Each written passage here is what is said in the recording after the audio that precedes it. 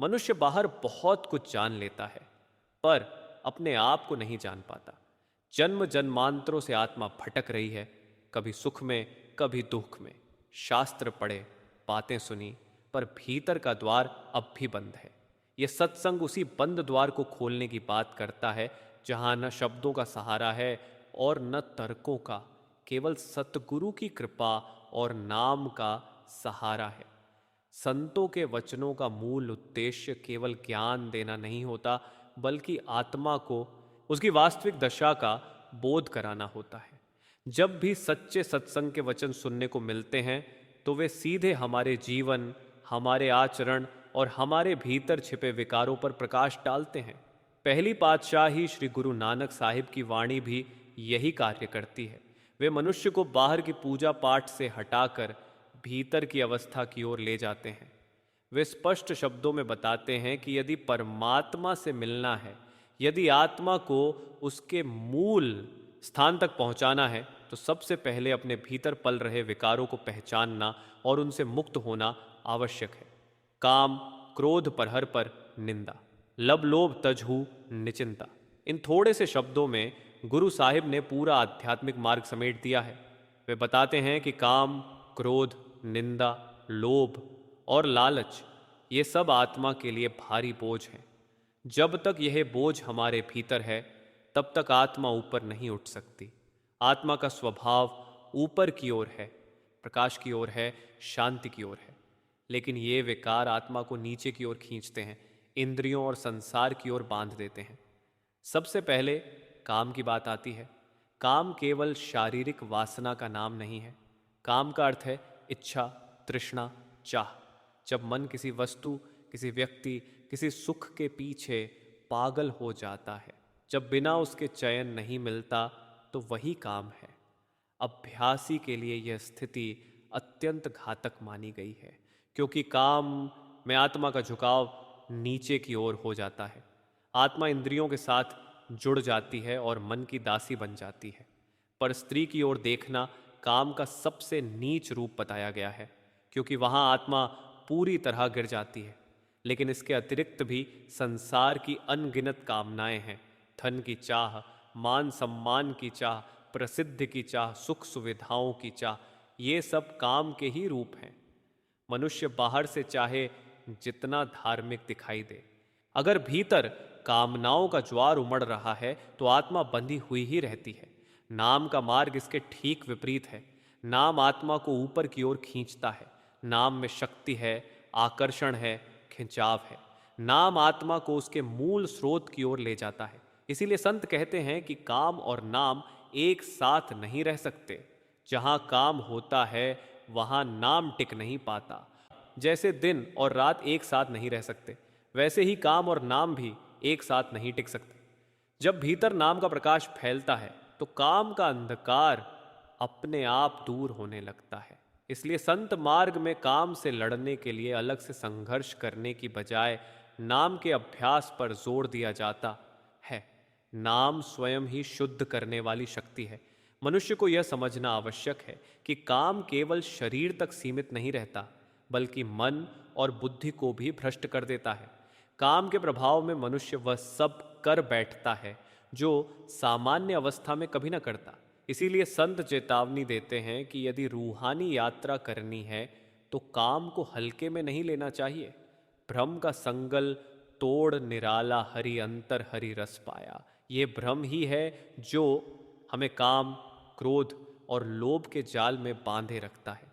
जब तक यह भ्रम बना रहता है, तब तक आत्मा सच्चे रस का अनुभव नहीं कर सकती। इसके बाद क्रोध की बात आती है। क्रोध वह आग है जो न केवल दूसरों को जलाती है, बल्कि सबसे पहले स्वयं को ही भस्म कर देती है। क्रोध में रूह फैल जाती है, बिखर जाती है। जबकि साधना का उद्देश्य रूह को समेटना है, उसे तीसरे तिल पर एकाग्र करना है। क्रोध की अवस्था में मनुष्य का संतुलन नष्ट हो जाता है। बुद्धि काम नहीं करती, विवेक सो जाता है और मनुष्य बड़े बड़े पाप और अपराध कर बैठता है। क्रोध का प्रभाव केवल मानसिक नहीं होता, उसका असर शरीर पर भी पड़ता है। स्वास्थ्य बिगड़ता है, रक्तचाप बढ़ता है, हृदय पर भार पड़ता है। लेकिन इससे भी बड़ा नुकसान ये है कि क्रोध साधक को भीतर की यात्रा से दूर कर देता है। जब मन अशांत है तो एकाग्रता कैसे होगी, और बिना एकाग्रता के नाम का अनुभव कैसे होगा। इसलिए संत कहते हैं कि क्रोध को छोड़ना अत्यंत आवश्यक है। क्रोध को दबाने से नहीं, बल्कि समझ से, विवेक से और नाम के अभ्यास से शांत किया जा सकता है। जब भीतर शांति का स्रोत जागृत होने लगता है तो बाहर की परिस्थितियां उतनी प्रभावित नहीं करती। इसके बाद निंदा की बात आती है। निंदा को महापाप कहा गया है क्योंकि ये अहंकार से जन्म लेती है। निंदा वही करता है जो अपने आप को बड़ा और दूसरों को छोटा समझता है। निंदा में कोई स्वाद नहीं है, कोई सुख नहीं है, फिर भी मनुष्य इसे करता है। यह दिखाता है कि मन कितना विकृत हो सकता है। आज के समय में निंदा को मजहबों का हथियार बना लिया गया है। एक मजहब दूसरे मजहब की निंदा करता है, एक पंथ दूसरे पंथ को गलत ठहराता है। इससे न किसी का भला होता है, न किसी का नुकसान। केवल निंदा करने वाले के सिर पर पापों का बोझ पड़ता है। गुरु नानक साहिब स्पष्ट कहते हैं, निंदा भली किसै की नाही मनमुख मुगध करण्य, मुंह काले तिन निंदका नर के घोर पवन पाशु। संतों के सत्संग में कभी निंदा नहीं होती। जहां निंदा होती है वहां सत्संग नहीं हो सकता। संत सबको अपनाते हैं, सबके लिए प्रेम रखते हैं। वे किसी को बुरा नहीं कहते, क्योंकि वे बाहरी कर्मों से अधिक भीतर की आत्मा को देखते हैं। जैसे धोबी के घर हर प्रकार के कपड़े आते हैं, तेली के, हलवाई के, कसाई के, धोबी यह नहीं देखता कि कपड़ा किसका है। वह जानता है कि कपड़े के भीतर सफ़ेदी है, उसे बस मेहनत से बाहर लाना है। उसी प्रकार संत भी पापियों और गुनहगारों से घृणा नहीं करते। वे जानते हैं कि हर व्यक्ति के भीतर आत्मा है और वही आत्मा परमात्मा का अंश है। इतिहास गवाह है कि कितने ही चोर, ठग और अपराधी संतों की शरण में आकर महान आत्माएं बन गए। संतों का प्रेम परिवर्तन की शक्ति रखता है। इसके बाद लोभ और लालच की बात आती है। लोभ मनुष्य को कभी संतुष्ट नहीं होने देता। जितना मिलता है उसे अधिक की चाह पैदा हो जाती है। लोभी व्यक्ति के पास चाहे कितने ही गुण क्यों न हो, समाज में उसका मूल्य नहीं रहता। लोभ आत्मा को नीचे बांधता है, क्योंकि आत्मा का स्वभाव संतोष और तृप्ति है। काम, क्रोध, लोभ, मोह, अहंकार, निंदा और लालच, ये सब आत्मा पर परतें चढ़ा देते हैं। जब ये परतें हटती हैं तब आत्मा भीतर जाने के योग्य होती है। अब संत शरीर की संरचना और रूहानी यात्रा की बात करते हैं। वे बताते हैं कि यह शरीर केवल मांस और हड्डियों का ढांचा नहीं है। इसके भीतर सूक्ष्म लोक बसे हुए हैं। पिंड, अंड, ब्रह्मांड और सचखंड, ये आत्मा की यात्रा के पड़ाव हैं। सचखंड अविनाशी देश है। वह न प्रलय में नष्ट होता है, न महाप्रलय में। जो आत्मा वहां पहुंच जाती है वह फिर जन्म मरण के चक्र में नहीं आती। दोनों आंखों के बीच तक पिंड का क्षेत्र बताया गया है। पिंड में 6 चक्र हैं। इन चक्रों में देवी देवताओं का वास बताया गया है। योग शास्त्रों में इनका विस्तार से वर्णन मिलता है। लेकिन संत स्पष्ट कहते हैं कि मुक्ति देने वाला नाम इन चक्रों में नहीं है। ये सब अभी भी भ्रम के क्षेत्र में आते हैं। आंखों के पीछे साधक का वास्तविक स्थान है। वहां से ऊपर की यात्रा शुरू होती है। संत बताते हैं कि जो नाम मुक्ति देता है वह न लिखने में आता है, न पढ़ने में, न बोलने में। वह किसी भाषा का शब्द नहीं है। वह शक्ति है, चेतना है, कंपन है, जिसने पूरे ब्रह्मांड की रचना की है। वेद, शास्त्र और अन्य धर्म ग्रंथ उस नाम की महिमा तो बताते हैं, लेकिन स्वयं नाम उनमें नहीं है, क्योंकि वे सब किसी न किसी भाषा में हैं और वह नाम भाषा से परे है। वह नाम हमारे भीतर ही है। लेकिन जब तक हम 9 दरवाज़ों को खाली करके ऊपर नहीं आते तब तक उसका अनुभव नहीं होता। 9 दरवाजे इंद्रियों के द्वार हैं। जब तक चेतना बाहर की ओर बहती रहती है तब तक भीतर का खजाना नहीं मिलता। संत कहते हैं कि आंखों तक भ्रम ही भ्रम है। जब साधक इस भ्रम के चक्र से ऊपर उठता है तब भीतर प्रकाश होता है। स्थूल शरीर से संबंध ढीला पड़ने लगता है और साधक सूक्ष्म लोक में प्रवेश करता है। उस अवस्था में ऐसा लगता है मानो शरीर से कोई संबंध नहीं रहा, मानो आत्मा शरीर से अलग हो गई हो। जब तक मनुष्य जीते जी नहीं मरता, तब तक नाम नहीं मिलता। जीते जी मरने का अर्थ है अहंकार का मरना, इंद्रियों की पकड़ का छूटना, मन की सत्ता का कमजोर होना। तब आत्मा स्वतंत्र होकर ऊपर की ओर उड़ान भरती है। इसलिए संत मार्ग में बार बार यही बात दोहराई जाती है कि बाहरी आडंबर से नहीं, भीतर के परिवर्तन से मुक्ति मिलती है। जब काम, क्रोध, लोभ, निंदा और अहंकार छूटते हैं, तब आत्मा स्वाभाविक रूप से ऊपर उठने लगती है। नाम उसका सहारा बनता है, प्रकाश उसका मार्ग बनता है और सद्गुरु की कृपा उसे सचखंड तक पहुंचा देती है। जब चेतन की गांठ खुलती है, तब मनुष्य पहली बार अपने ही अस्तित्व को पहचानता है। जब तक यह गांठ बंधी रहती है, तब तक आत्मा और परमात्मा के बीच पर्दा बना रहता है। मनुष्य बाहर की दुनिया में उलझा रहता है, नाम, रूप, कर्म कांड और परंपराओं में ही सत्य को ढूंढता रहता है। लेकिन जब तक अपनी ही पहचान नहीं आती, तब तक परमात्मा से मिलाप कैसे हो सकता है? जो स्वयं को नहीं जानता, वह उस सत्ता को कैसे जानेगा जिसने उसे रचा है? दुनिया में हर कोई अपने अपने ढंग से परमात्मा की बात करता है। कोई कहता है इस प्रकार मिलता है, कोई कहता है उस प्रकार मिलता है, कोई ग्रंथों का सहारा लेता है, कोई तर्कों का, कोई भावनाओं का। परंतु अधिकतर बातें केवल जबानी जमा खर्च बनकर रह जाती हैं। असली अनुभव किसी के पास नहीं होता, क्योंकि गुरु नहीं मिला। जिस प्रकार अगर कुछ अंधे इकट्ठे होकर धूल उड़ाए, तो उन्हें क्या पता कि वह धूल कहाँ गिर रही है, अपने ऊपर या किसी और पर। वैसे ही बिना गुरु के आत्मिक मार्ग की बातें करना केवल भ्रम को बढ़ाना है। जब तक भीतर गुरु को प्रत्यक्ष नहीं कर लिया जाता, तब तक समझ नहीं आती। बाहर का गुरु केवल दिशा दिखाता है, लेकिन असली समझ तब आती है जब वही गुरु भीतर नूरी स्वरूप में प्रकट होता है। तब न कोई संदेह रहता है, न कोई प्रश्न। आज हमारे ठाकुर द्वारों और धर्म स्थानों में जो आरती होती है, वह वास्तव में उसी आंतरिक अनुभव का बाहरी रूप है। जब आर्षि मुनि अभ्यास करके भीतर गए, तब उन्होंने देखा कि वहाँ आरती हो रही है, 1000 बत्ती की ज्योत जल रही है और त्रिलोकी का मालिक निरंजन वहाँ विराजमान है। उन्होंने ये बात इसलिए बताई ताकि मनुष्य भीतर की ओर प्रेरित हो। लेकिन मनुष्य ने भीतर जाने की बजाय बाहर ही दिए जला लिए, शंख और घंटे बना लिए और प्रतीकों में उलझ गया। सच्चा ठाकुर द्वारा सच्चा मंदिर मनुष्य के भीतर है। बाहर की इमारतें केवल संकेत हैं, मंजिल नहीं। आनंद रूप अनूप स्वरूपा गुण पूरे दिखाया। जब आत्मा सूर्य, चंद्र और तारा मंडल को छोड़कर ऊपर चढ़ती है, तब आगे सतगुरु मिलते हैं। जिन्होंने नाम प्रदान किया है, वही सतगुरु अपने ज्योतिर्मय स्वरूप में दिखाई देते हैं। वह स्वरूप अत्यंत आकर्षक, निर्मल और प्रेम से भरा होता है। उस रूप को देखकर आत्मा सहज ही खिंच जाती है, जैसे लोहा चुंबक की ओर खिंच जाता है। तुलसीदास जी उस दिव्य स्वरूप की महिमा करते हुए कहते हैं, एक प्रकार दी श्री गुरु पद नख मणिगण ज्योति, सुमिरत दिव्य दृष्टि ही होती। गुरु के चरण का एक नख भी करोड़ों मणियों से अधिक प्रकाशवान है। यह बात प्रतीकात्मक नहीं, अनुभवजन्य है।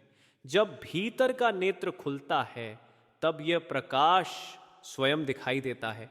यहाँ एक बात बहुत ध्यान से समझने की है कि गुरु क्या है। लोग शरीर को गुरु मान लेते हैं, लेकिन गुरु केवल शरीर नहीं है। शरीर नाशवान है। न गुरु का शरीर सदा रहने वाला है, न शिष्य का। एक दिन दोनों को यह शरीर यहीं छोड़ना है। लेकिन यदि एक बार भीतर गुरु के नूरी स्वरूप को प्रकट कर लिया जाए, तो वह जीवन भर साथ रहता है। वह जन्म जन्मांतर तक मार्गदर्शन करता है। अंदर जाने पर कोई जाति नहीं रहती, कोई धर्म नहीं रहता, कोई समाज नहीं रहता। ये सब भेद शरीर और मन तक सीमित हैं। भीतर आत्मा का संसार अलग है। वहाँ केवल चेतना है, प्रकाश है और प्रेम है। गुरु का स्वरूप वहाँ अत्यंत प्यारा है, अत्यंत निकट है। मनुष्य किसी भी धर्म या कौम का होकर आंखों तक तो आ सकता है, लेकिन आगे नहीं जा सकता। जब तक पूरा गुरु नहीं मिलता तब तक न आगे का मार्ग खुलता है और न ही भीतर नूरी स्वरूप प्रकट होता है। जो स्वयं भीतर नहीं गया वह दूसरों को भीतर कैसे ले जाएगा। इसीलिए सब महात्मा एक ही बात कहते हैं कि पूरा गुरु हो, मुर्शिदे कामिल हो। गुरु ग्रंथ साहिब में भी बार बार यही आदेश दिया गया है कि पूर्ण गुरु की खोज करो। यदि पूर्ण गुरु की तलाश में पूरा जीवन भी लग जाए तो भी वह सौदा घाटे का नहीं है, क्योंकि जब पूर्ण गुरु मिल जाता है तब फिर किसी और खोज या जांच पड़ताल की आवश्यकता नहीं रहती। पूर्ण गुरु चाहे किसी भी कौम या मजहब का हो, यदि वह शब्द स्वरूपी शब्द अभ्यासी महात्मा है तो उसे धारण कर लेना चाहिए। उससे कोई सांसारिक रिश्ता नहीं बनाना है। जैसे स्कूल या कॉलेज में अध्यापक किसी भी धर्म का हो सकता है, हम उससे विद्या ले लेते हैं, उसी प्रकार महात्मा से उपदेश लेकर अपने आंतरिक कपाट खोल लेने चाहिए। सतगुर मिलहु आपे प्रभ तारे, ससी घर सूर दीपक गौरनारे। अब जब अभ्यासी भीतर गुरु का ध्यान करता है तो कभी स्वरूप दिखाई देता है, कभी ओझल हो जाता है, लेकिन वास्तव में वह न आता है न जाता है, वह तो अडोल खड़ा रहता है। अस्थिर तो हमारा मन होता है, मन टिकता नहीं, कभी यहाँ जाता है कभी वहाँ। जैसे गाड़ी में बैठकर यात्रा करते समय लगता है कि बाहर पेड़ दौड़ रहे हैं, जबकि वास्तव में पेड़ स्थिर होते हैं और गाड़ी चल रही होती है। इसी प्रकार गुरु का स्वरूप स्थिर है, हमारा ध्यान हिलता डुलता रहता है। जब ध्यान स्थिर हो जाता है तब गुरु निरंतर साथ दिखाई देता है। हदीस शरीफ में कहा गया है, मूतु कबलंता मूतु। दादू साहिब कहते हैं, दादू पहले मर रहे हो, पीछे मरे सब कोई। जीते जी मरने का यही अर्थ है कि मन और अहंकार की मृत्यु हो जाए। जब आत्मा 9 द्वारों से निकलकर ऊपर आती है तब भीतर का दृश्य बदलने लगता है। निस्दामन ज्यों चमक चंदायन देख है, अहनिस ज्योत निरंतर पेख है। जैसे काली रात में अचानक बिजली चमकती है, वैसे ही भीतर प्रकाश दिखाई देता है। यह प्रकाश क्षणिक नहीं होता, बल्कि आगे बढ़ने पर निरंतर बना रहता है। फिर तारा मंडल आता है, गगन द्वार दीसय एक तारा, अनहद नाद सुनय झनकारा। हजरत इब्राहिम ने भी अपने अनुभव में इसी तारे का वर्णन किया है। गुरु नानक साहिब भी इसी तारा मंडल की ओर संकेत करते हैं। तारा चढ़िया लम्मा क्यों नदर निहालिया राम, सेवकपुर करम्मा सतगुर सबद दिखा लिया राम। तारा मंडल के बाद सूर्य और चंद्रमा के मंडल आते हैं। इन्हें पार किए बिना आगे नहीं जाया जा सकता। वेदों में इन्हें देवयान और पितृयान मार्ग कहा गया है। हजरत मोहम्मद साहिब का चंद्रमा के 2 टुकड़े करने का कथन भी इसी आंतरिक अनुभव की ओर संकेत करता है। इन मंडलों को पार करने के बाद सहस्र दल कमल आता है, जहां 1000 बत्ती की जोत है। कई वेदांती यहां आकर रुक गए और इसी को अंतिम धाम समझ लिया। उन्होंने यहां पहुंचकर कहा, अहम ब्रह्मास्मि। लेकिन यह भी अंतिम मंजिल नहीं है, यह सूक्ष्म देश का केंद्र है। इस अवस्था में आत्मा को अपनी पहचान होती है। यहां आकर सुमिरन का कार्य पूर्ण हो जाता है। आगे सुमिरन नहीं जाता, आगे ध्यान की आवश्यकता होती है। गुड़ की मूरत मन मह, गुरु कै सबद मंत्र मन, गुड़ बिन कोय न उतरस पार। ध्यान को ध्यान काटता है, सुमिरन को सुमिरन काटता है।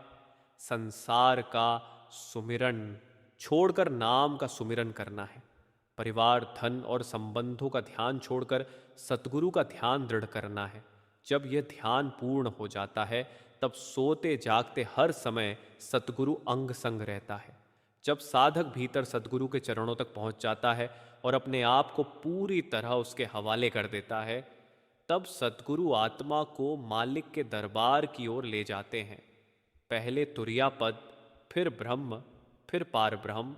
ब्रह्म के देश में सुबह के सूर्य जैसा प्रकाश होता है और पार ब्रह्म में पूर्णिमा के चंद्रमा जैसा। इन प्रकाशों की तुलना संसार की किसी भी रोशनी से नहीं की जा सकती। संसार के 1000 सूर्य भी ब्रह्म के एक सूर्य के समान नहीं हो सकते। लेकिन ये सब तभी संभव है जब सतगुरु साथ हो। बिना सद्गुरु के आत्मा अंदर एक कदम भी नहीं चल सकती। यदि गुरु पूरा नहीं है तो वह वहीं तक ले जाकर रुक जाएगा जहां तक वह स्वयं पहुंचा है। वहां यह स्थूल शरीर नहीं जाता। ये आंखें जो बाहर की दुनिया को देखती हैं वहां किसी काम की नहीं रहती। ये कान जो शब्दों और शोर में उलझे रहते हैं वहां कुछ नहीं सुन सकते। वहां जाने वाला शरीर दूसरा है, वहां देखने वाली आंखें दूसरी हैं और वहां सुनने वाले कान भी दूसरे हैं। जब तक यह बात मनुष्य की समझ में नहीं आती तब तक वह भीतर की यात्रा को केवल कल्पना समझता रहता है। लेकिन जब आत्मा सचमुच ऊपर उठती है तब अनुभव होता है कि यह देह केवल एक वस्त्र है, असली सत्ता इससे कहीं ऊपर है। संत बताते हैं कि जब आत्मा सूक्ष्म होती जाती है तब स्थूल का बोझ अपने आप छूटने लगता है। बाहर का दर्द, बाहर का सुख, बाहर की प्रशंसा और निंदा सब गौण हो जाते हैं। भीतर जो सत्ता जागृत होती है वह नाशवान नहीं होती। उसी सत्ता का उदाहरण मंसूर हल्लाज के जीवन में देखने को मिलता है। जब मंसूर को अन्नल हक कहने के जुर्म में सूली पर चढ़ाया जाने लगा तो पहले हुक्म दिया गया कि सब लोग उसे पत्थर मारे। भीड़ ने पत्थर बरसाने शुरू कर दिए।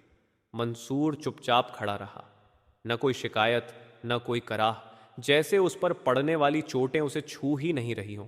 लेकिन जब शेख शिबली ने एक फूल फेंका तो मंसूर के मुख से पीड़ा की चीख निकल पड़ी। शिबली आश्चर्य में पड़ गया। उसने पूछा कि पत्थरों की मार पर आप शांत रहे लेकिन फूल लगते ही पीड़ा क्यों हुई? मंसूर ने उत्तर दिया कि इन पत्थर मारने वालों को मेरे हाल का कुछ पता नहीं है, वे अज्ञानी हैं। लेकिन तू तो मेरे भेद से परिचित है।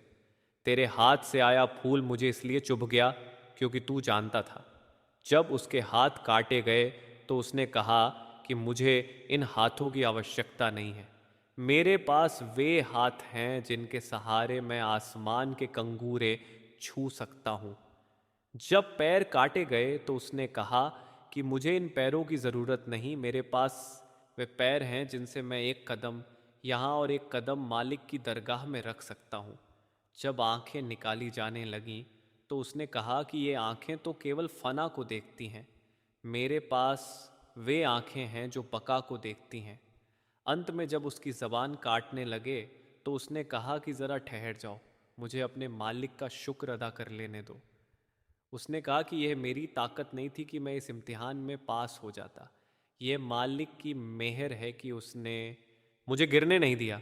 जैसे कुम्हार बाहर से घड़े को थाप मारता है और भीतर से हाथ देकर उसे सहारा देता है, वैसे ही बाहर से यह इम्तिहान है और भीतर से मालिक का हाथ। ये उदाहरण केवल कहानी नहीं है बल्कि इस बात का प्रमाण है कि भीतर की सत्ता कितनी शक्तिशाली होती है। जब आत्मा सचमुच ऊपर उठ जाती है तब बाहरी पीड़ा अपना असर खो देती है। जैसे जैसे आत्मा ऊपर चढ़ती जाती है वैसे वैसे शांति, आनंद और प्रेम बढ़ता चला जाता है। सब कुछ मनुष्य के भीतर ही है, लेकिन जब तक भीतर जाने का मार्ग नहीं मिलता तब तक यह सब केवल शब्द बनकर रह जाता है। यही कारण है कि संत कहते हैं कि केवल पूरे सद्गुरु ही जीव को इस मार्ग पर ले जा सकते हैं। अधूरा गुरु शिष्यों को एक सीमा तक ले जाकर रुक जाता है, आगे नहीं बढ़ा सकता। एक सत्संगी पूछता है कि सस्य घर सूर दीपक गैरनारे का क्या अर्थ है? उत्तर में बताया जाता है कि जब 9 द्वारों को छोड़कर आत्मा ऊपर आती है तो सबसे पहले दीपक अर्थात ज्योत दिखाई देती है। जब सहस्र दल कमल को पार करके ब्रह्म में प्रवेश होता है तो सूर्य जैसा प्रकाश मिलता है, और जब पार ब्रह्म में पहुंचते हैं तो पूर्णिमा के चंद्र के समान शीतल प्रकाश दिखाई देता है। फिर प्रश्न होता है कि घर का क्या अर्थ है? बताया जाता है कि यह शरीर ही वह घर है जिसके भीतर असली घर छिपा हुआ है। मनुष्य बाहर के घरों को सजाता है लेकिन अपने भीतर के घर की ओर कभी ध्यान नहीं देता।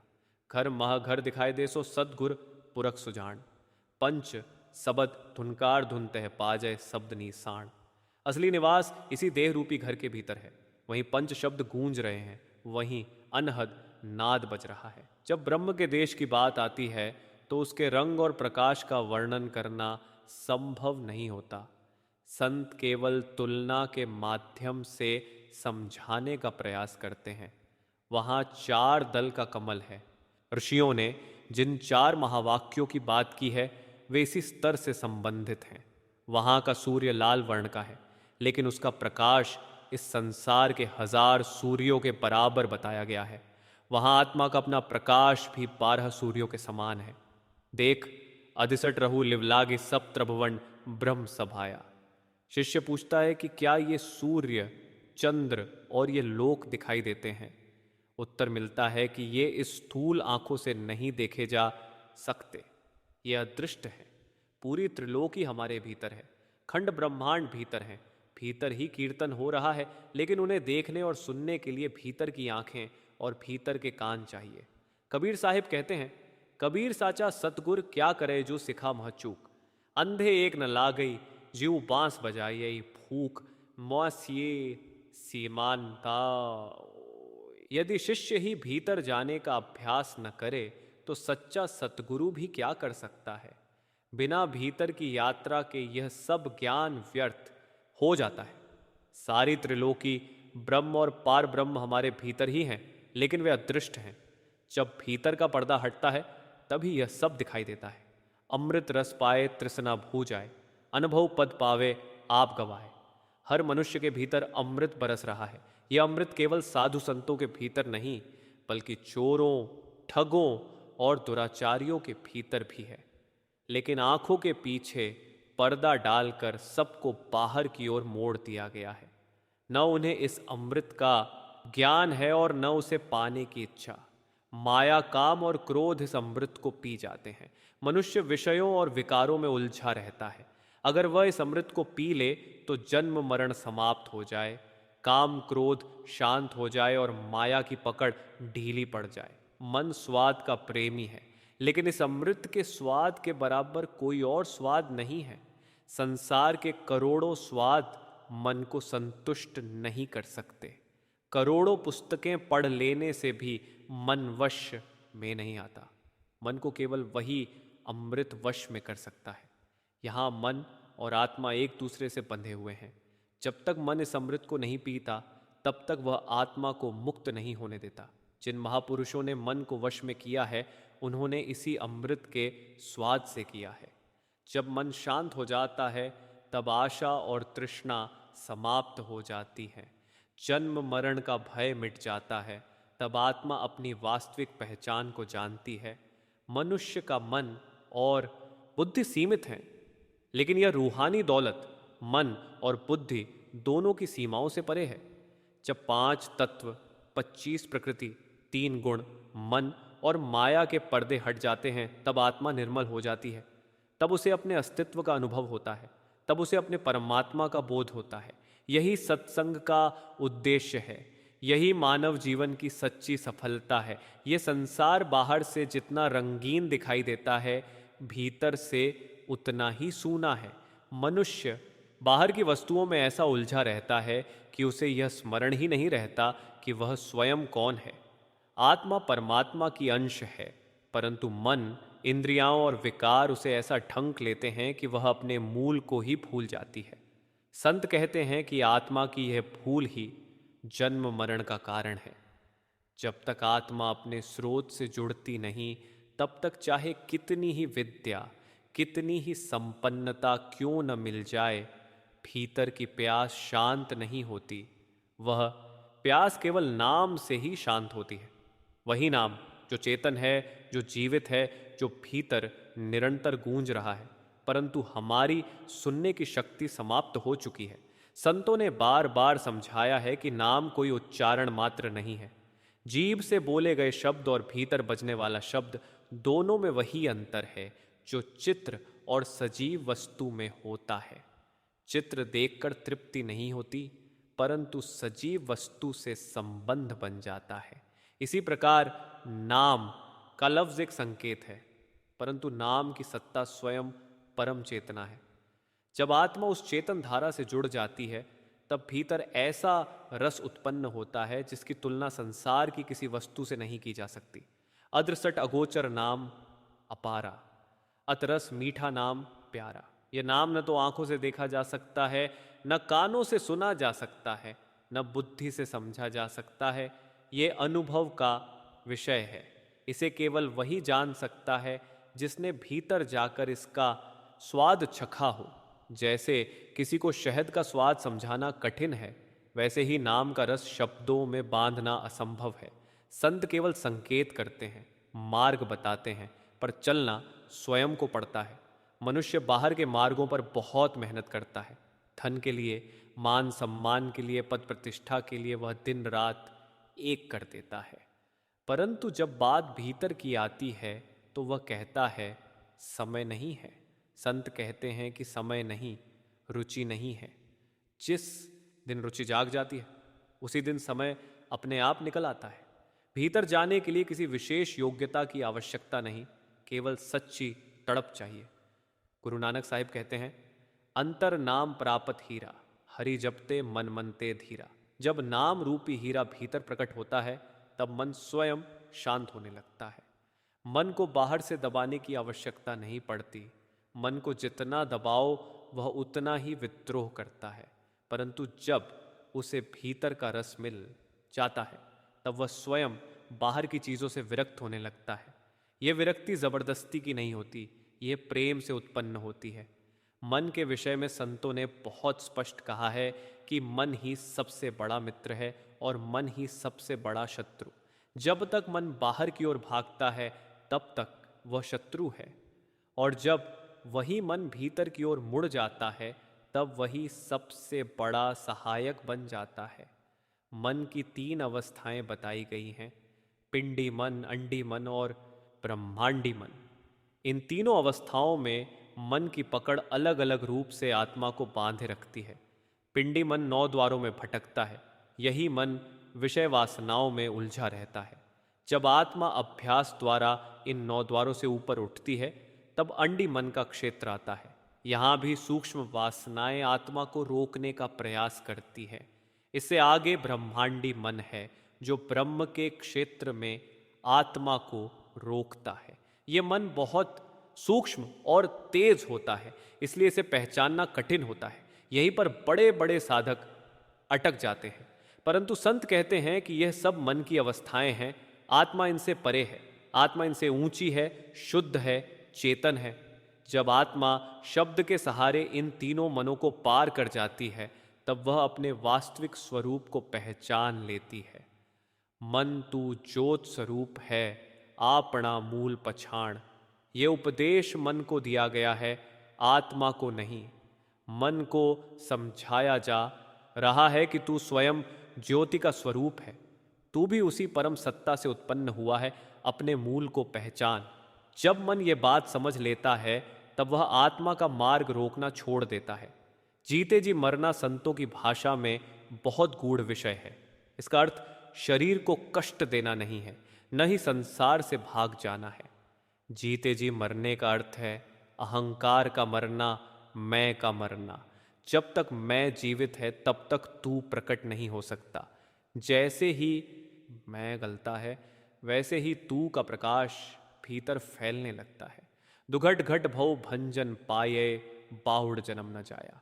यह घाटी कठिन अवश्य है परंतु असंभव नहीं। संत कहते हैं कि यदि यह मार्ग असंभव होता तो कोई भी पार न कर पाता, परंतु अनगिनत आत्माएं इस मार्ग से गुजर चुकी हैं। उन्होंने भी इसी शरीर में रहते हुए, इसी संसार में रहते हुए, इसी मन के साथ रहते हुए इस मार्ग को पार किया।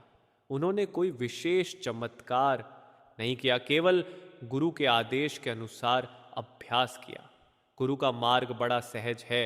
वह संसार छोड़ने को नहीं कहता, वह कर्तव्यों से भागने को नहीं कहता। वह केवल इतना कहता है कि प्रतिदिन थोड़ा सा समय अपने लिए निकालो, अपने भीतर झांको, शब्द से जुड़ो।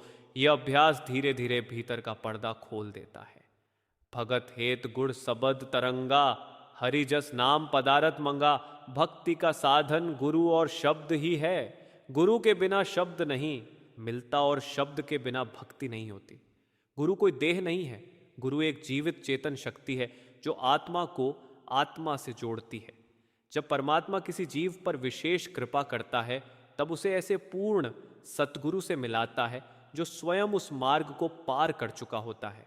हरि भावै गुण मेल मिलाए, हरि तारे जगत सबाया। जब सतगुरु मिलता है तब वह आत्मा को नाम की दीक्षा देता है। यह दीक्षा कोई बाहरी क्रिया नहीं, यह भीतर का संबंध है। उस दिन आत्मा और शब्द के बीच एक सेतु बन जाता है। इसके बाद अभ्यास द्वारा यह संबंध मजबूत होता चला जाता है। धीरे धीरे आत्मा भीतर की यात्रा पर चल पड़ती है और एक एक पर्दा हटता चला जाता है।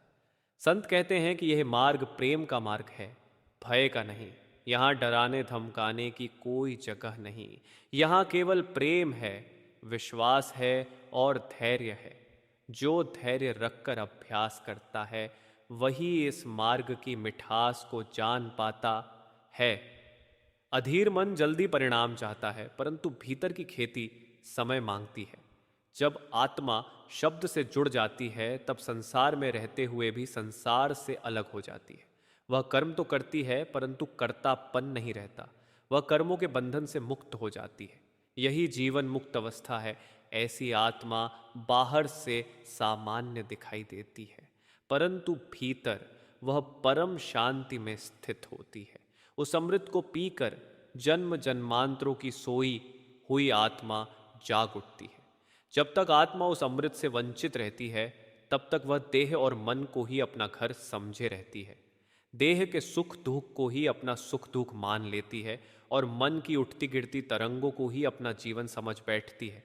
परंतु जब वह अमृत भीतर उतरता है तब आत्मा को पहली बार यह अनुभूति होती है कि वह यह देह नहीं है, यह मन नहीं है। तब भीतर से मैं की आवाज धीरे धीरे क्षीण होने लगती है और उसकी जगह तू ही है की पुकार उठने लगती है। यह परिवर्तन किसी उपदेश से नहीं आता, यह परिवर्तन उस जीवित नाम के स्पर्श से आता है। ऊंची पदवी ऊंचो ऊंचा निर्मल सबद कमाया। संत कहते हैं कि संसार की कोई भी ऊंचाई, कोई भी पद, कोई भी अधिकार उस ऊंचाई के सामने कुछ भी नहीं है जो शब्द की कमाई से प्राप्त होती है। शब्द की कमाई बाहर दिखाई नहीं देती, परंतु भीतर आत्मा को ऐसे उठा ले जाती है कि वह ब्रह्म और पार ब्रह्म के देश में जीते जी पहुंच जाती है। यह कोई कल्पना नहीं, यह कोई दर्शन शास्त्र नहीं, यह आत्मा की प्रत्यक्ष यात्रा है। परंतु यह यात्रा केवल पूर्ण सद्गुरु की दया और शब्द के अभ्यास से ही संभव है। बिना गुरु के यह मार्ग नहीं खुलता और बिना अभ्यास के यह द्वार नहीं खुलता। यह शब्द कहीं बाहर नहीं है, मनुष्य उसे बाहर ढूंढता है, तीर्थों में, ग्रंथों में, प्रवचनों में। परंतु संत कहते हैं कि जिसे तू बाहर ढूंढ रहा है वह तेरे भीतर ही गूंज रहा है। उपनिषदों के ऋषियों ने उसी को उद्गीत कहा, वेदों ने उसे नाद कहा और मुसलमान फकीरों ने उसे नगमाए आसमानी कहा। नाम अलग अलग कहे गए पर सत्ता एक ही रही। वह चेतन धारा हर जीव के भीतर प्रवाहित हो रही है। यह नाम कोई लफ्ज नहीं है। यदि नाम केवल शब्द होता तो फिर गुरु की क्या आवश्यकता थी। किताबों में तो शब्दों का ढेर लगा है। शब्दों को पढ़ लेने से, रट लेने से आत्मा मुक्त नहीं होती। लफ्जी नाम और बजता हुआ नाम, दोनों में वही अंतर है जो चित्र और सजीव वस्तु में होता है। मिश्री कहने से मुंह मीठा नहीं होता, परंतु जब मिश्री का एक कण भी मुंह में पड़ता है तब मिठास अपने आप अनुभव हो जाती है। मिश्री का नाम अलग है और मिश्री की सत्ता अलग है। इसी प्रकार राम, ब्रह्म, हरि, अल्लाह ये सब संकेत हैं। सत्ता वह चेतन शक्ति है जो इन नामों के पीछे काम कर रही है। जब तक आत्मा इन लफ्जों से ऊपर उठकर उस चेतन सत्ता का स्पर्श नहीं करती तब तक भीतर सच्चा संतोष नहीं आता। बाहर कितना ही वैभव क्यों न हो, भीतर एक खालीपन बना रहता है। नाम की वह चेतन सत्ता हिंदू, मुसलमान, सिख, ईसाई सबके लिए एक ही है। वह किसी धर्म की बपौती नहीं है। वह तो आत्मा का मूल है। अदृसट अगोचर नाम अपारा, अतरस मीठा नाम प्यारा। वह नाम अदृश्य है, इन आंखों से नहीं देखा जा सकता। वह अगोचर है, मन और बुद्धि की पहुंच से परे है। वह असीम है और अत्यंत मधुर है। वह सबके भीतर है, परंतु सब उससे लाभ नहीं उठा पाते। जो मेहनत करता है, जो अभ्यास करता है, जो भीतर का पर्दा खोलता है, वही उससे जुड़ पाता है और वही जन्म मरण के बंधन से मुक्त हो जाता है। शेष लोग तो संसार में आते हैं, कर्मों का बोझ उठाते हैं और खाली हाथ चले जाते हैं। उस परम चेतन सत्ता को ही नाम कहा गया है, नानक को झुक झुक हरि जस दीजय, हरि जपिए अंत न पाया। गुरु नानक साहिब प्रार्थना करते हैं कि हे मालिक, तेरा नाम अनंत है, उसका कोई अंत नहीं है। मुझ पर इतनी कृपा कर कि मैं सदा तेरे नाम में लगा रहूं। मेरा मन और मेरी आत्मा युग युग तक तेरे नाम में लीन रहे। यह कोई दिखावे की प्रार्थना नहीं है, ये उस आत्मा की पुकार है जिसने संसार का स्वाद चख लिया है और अब उसे उससे तृप्ति नहीं मिलती। अंतर नाम परापत हीरा, हरि जपते मन मनते धीरा। आंतरिक नज़ारों का वर्णन करना कठिन है, शब्द वहाँ साथ नहीं देते। गुरु नानक साहिब नाम की उपमा हीरे से देते हैं, क्योंकि संसार में हीरा सबसे मूल्यवान माना जाता है। परंतु हीरा तो मिट्टी है, पत्थर है, नाम तो चेतन सत्ता है। उसका मूल्य किसी सांसारिक वस्तु से नहीं आंका जा सकता। जब गुरु द्वारा दी गई विधि से अभ्यास किया जाता है और वह नाम रूपी हीरा भीतर प्रकट होता है, तब मन में अपने आप धैर्य आ जाता है।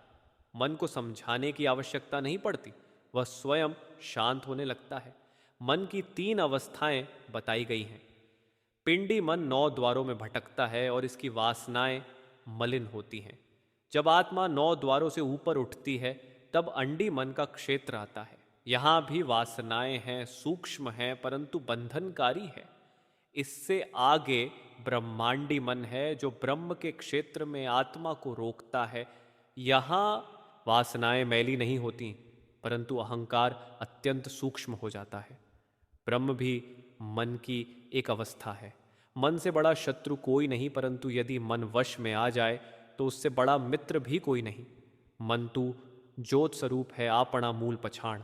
जब मनुष्य नाम का अभ्यास करता है, तब तीनों मन धीरे धीरे संतुलन में आने लगते हैं। मन शांत होता है, आत्मा मुक्त होने लगती है। तब आत्मा को अपने मूल का बोध होता है। वह समझ लेती है कि वह उस परमात्मा रूपी महासागर की एक बूंद है। दुघट घट भू भंजन पाइये, बाहुड़ जन्म न जाया। ये घाटी कठिन है, इसे पार करने के लिए जीते जी मरना पड़ता है। इसका अर्थ देह को कष्ट देना नहीं है, बल्कि अहंकार को छोड़ना है। परंतु यह कार्य आसान नहीं। मनुष्य बाहर के कामों में तो सब कुछ कर लेता है, परंतु भीतर झांकने से डरता है। जीते जी मरना उसे अच्छा नहीं लगता, परंतु बिना इसके नाम नहीं मिलता। ये मार्ग कठिन अवश्य है, परंतु असंभव नहीं। संत कहते हैं कि यदि मेहनत करके इस पर चढ़ जाओ तो मालिक मिल जाता है और जन्म मरण का चक्कर समाप्त हो जाता है। भगत हेत गुड़ सबद तरंगा, हरि जस नाम पदारथ मंगा। भक्ति का साधन गुरु और शब्द ही है। गुरु के बिना नाम नहीं मिलता और नाम के बिना मुक्ति नहीं होती। दोनों एक दूसरे से जुड़े हुए हैं। गुरु संसार छोड़ने को नहीं कहता, वह कर्तव्यों से भागने को नहीं कहता। वह केवल यह कहता है कि प्रतिदिन थोड़ा समय निकालकर अभ्यास करो और भीतर का द्वार खोलो। संतों का मार्ग अत्यंत शांतिपूर्ण है, परंतु मनुष्य बाहर भेदभाव खड़ा कर लेता है। यदि सब लोग भीतर की ओर चल पड़े तो बाहर के झगड़े अपने आप समाप्त हो जाए। ये सारे भेदभाव बाहर के हैं, भीतर सब एक हैं। गुरु साहिब प्रार्थना करते हैं कि हे परमात्मा, मेरी कामना केवल गुरु और शब्द की ही है। मुझे अंतर में उनसे जोड़ दे, क्योंकि गुरु के बिना शब्द नहीं मिलता और शब्द के बिना मुक्ति नहीं होती।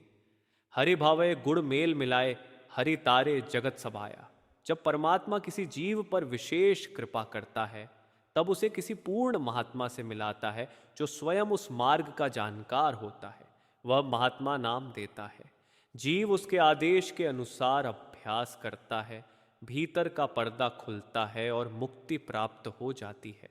यह सत्संग उसी प्रवाह में आगे बढ़ता है जहां आत्मा नाम के अमृत को पीकर जन्म जन्मांतरों की नींद से जागने लगती है। जब वह अमृत भीतर उतरता है, तब जीव की दृष्टि बदलने लगती है। अहंकार की आवाज़ धीमी होने लगती है और भीतर एक ही अनुभूति गहरी होती जाती है कि सब कुछ वही कर रहा है।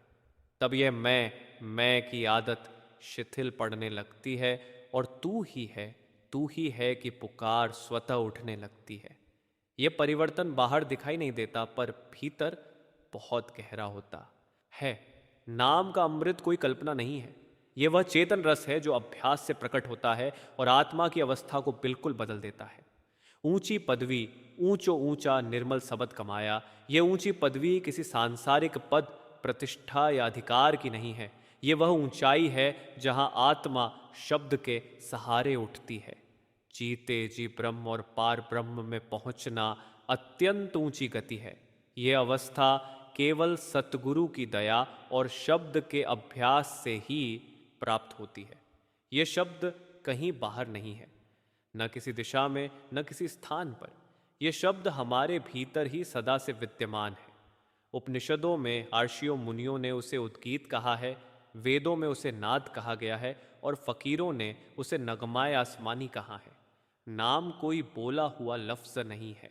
यदि नाम केवल शब्द होता तो फिर सतगुरु के पास जाने की क्या आवश्यकता थी और अभ्यास की क्या ज़रूरत थी।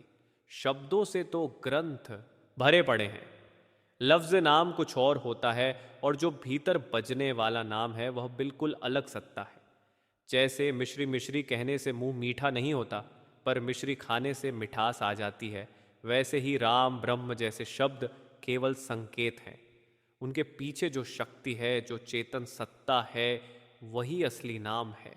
जब तक आत्मा इन शब्दों से ऊपर उठकर उस चेतन सत्ता का स्पर्श नहीं करती, तब तक सच्चा संतोष और स्थायी शांति नहीं मिल सकती। नाम की वह चेतन सत्ता हिंदू, मुसलमान, सिख, ईसाई सभी के लिए एक सी है। अदृसट अगोचर नाम अपारा, अतरस मीठा नाम प्यारा। वह नाम अदृष्ट है, इन आंखों से देखा नहीं जा सकता। वह अगोचर है अर्थात मन और बुद्धि की पहुंच से परे है। वह अत्यंत मीठा और अत्यंत प्रिय है।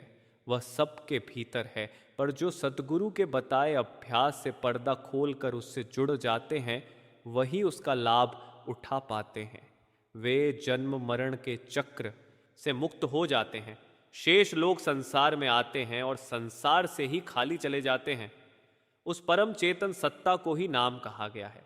नानक को झुक झुक हरि जस दीजय, हरि जपियै अंत न पाया।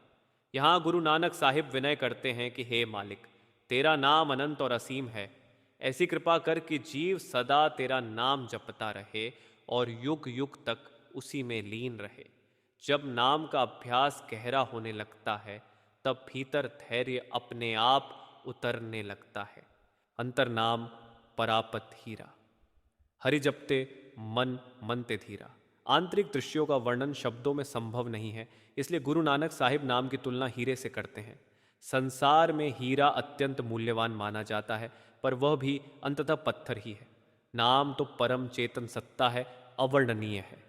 जब सतगुरु द्वारा बताई गई विधि से अभ्यास करते करते वह नाम रूपी हीरा भीतर प्रकट होने लगता है, तब मन में स्थिरता आ जाती है और धैर्य जन्म ले लेता है। मन की 3 अवस्थाएं बताई गई हैं। एक पिंडी मन, जो 9 द्वारों में लगा रहता है और जिसकी वासनाएं मलिन हैं। जब आत्मा 9 द्वारों से ऊपर उठती है, तब अंडी मन का क्षेत्र आता है, जहां वासनाएं अब भी साथ रहती हैं। इससे आगे ब्रह्मांडी मन का क्षेत्र है। ब्रह्म के देश में पहुंचने पर यही मन सूक्ष्म रूप में रोकता है। यह बड़ा चालाक शत्रु है। इसकी वासनाएं स्थूल नहीं होती, पर बंधन फिर भी रहता है। ब्रह्म भी मन की ही एक अवस्था है।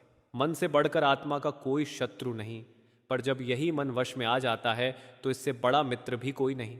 मन तू ज्योत स्वरूप है आपना मूल पछाण। जब नाम का अभ्यास नियमित हो जाता है, तब तीनों अवस्थाओं का मन धीरे धीरे संतोष में आने लगता है। मन शांत होता है और आत्मा उसके पंजों से मुक्त होने लगती है। तब आत्मा को अपने असल का बोध होने लगता है और वह समझने लगती है कि वह उस परमात्मा रूपी सागर की एक बूंद है। दुखट गढ़ भुभंजन पाये बाहुड़ जन्म न जाया। यह मार्ग कठिन है। इस घाटी को पार करने के लिए जीते जी मरना पड़ता है। एक बार यदि जीव इस कठिनाई को पार कर ले तो फिर जन्म मरण का चक्र समाप्त हो जाता है। पर जीते जी मरना सरल नहीं। मनुष्य बाहर की बातों में बहुत परिश्रम करता है, पर भीतर पर्दा खोलने की ओर ध्यान नहीं देता। बिना जीते जी मरे नाम नहीं मिलता। यह घाटी कठिन है, पर इसी से होकर मालिक तक पहुंचा जाता है। भगत हेत गुण शब्द तरंगा, हरिजस नाम पदारथ मंगा। भक्ति का साधन सद्गुरु और शब्द है। शब्द और नाम एक ही सत्य की ओर संकेत करते हैं। सद्गुरु के बिना नाम नहीं मिलता और नाम के बिना मुक्ति नहीं होती। सद्गुरु किसी को संसार छोड़ने का आदेश नहीं देता। वह केवल इतना कहता है कि रोज समय निकाल कर अभ्यास करो और भीतर का पर्दा खोलो।